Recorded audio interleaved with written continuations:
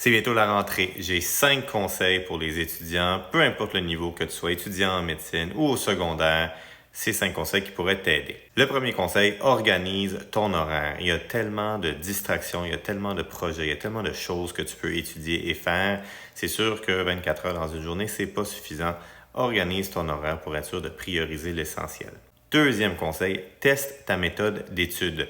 Il y a plusieurs méthodologies qui peuvent te permettre d'apprendre davantage et plus efficacement, mais ce n'est pas toutes les méthodologies qui vont fonctionner pour tout le monde. Puis il y en a dans la littérature qui sont mieux prouvées, comme par exemple Teachback, ça marche. Se faire quizer, ça marche. Mais trouve ta méthode à toi.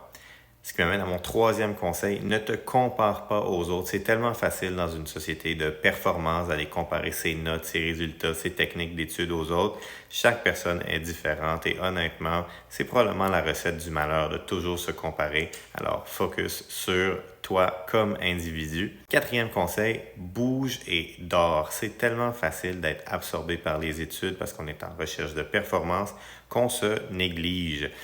Un cerveau reposé, un cerveau qui bouge, c'est un cerveau qui sera mieux capable d'apprendre. C'est quelque chose que j'ai malheureusement négligé moi-même et que je regrette. Je suis capable de le dire, là, j'ai des cheveux gris, je suis capable de le dire avec le temps. Et le cinquième et dernier conseil, entretiens tes amitiés. La vie sociale, c'est super important. Et puis, parfois, on sacrifie la vie sociale. C'est correct, il y en a des sacrifices, mais les gens qui t'ont aidé à avancer, tes parents, tes amis, c'est tous des gens qui sont importants à garder dans ton cercle. Quand tu vas réussir, quand il y aura des moments un petit peu plus difficiles, tu vas vouloir ne pas être isolé et seul. Donc, entretiens ces amitiés-là. C'est essentiel pour l'équilibre et c'est des amitiés ou des relations qui vont te suivre toute ta vie. Bonne rentrée. Est-ce qu'il y a quelque chose qui te stresse par rapport à la rentrée? Écris-moi ça en commentaire. J'aimerais ça te lire.